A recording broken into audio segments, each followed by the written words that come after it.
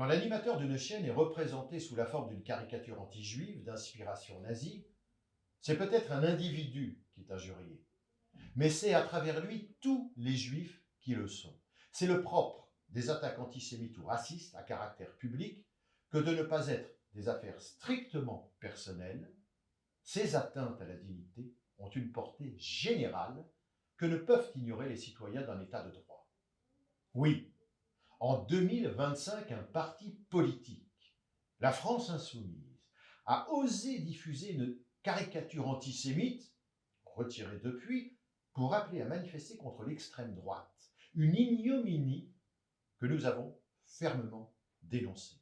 Qu'importe, pour les militants antiracistes, les idées de M. Hanouna. Qu'importe le fait qu'il officie pour le compte d'un groupe qui nourrit la démagogie xénophobe et ouvre ses plateaux, comme CNews l'a fait il y a quelques jours, à une propagandiste russe pro-Poutine, Fedorova Xenia.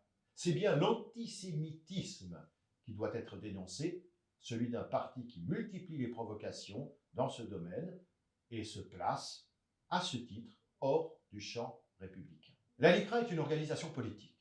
Elle n'est pas partisane. Elle dénoncera toujours l'antisémitisme et le racisme d'où qu'ils viennent.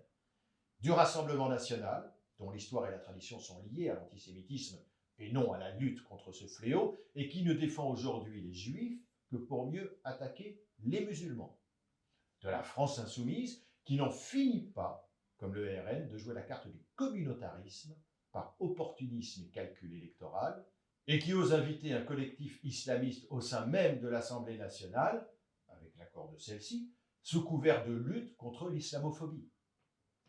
Face aux mystifications des uns et des autres, la LICRA défend sans faillir un cap universaliste et laïque, en n'admettant pas que des femmes juives ou iraniennes soient exclues de certains cortèges par des militants prétendument féministes, en refusant que des Français soient opposés à d'autres Français sur le fondement de leur apparence ou de leur ascendance, en dénonçant les populismes qui n'ont d'existence politique que dans la fracturation de la communauté nationale. Résistons à cet étau de nos voix républicaines, couvrons les sirènes lugubres de la division.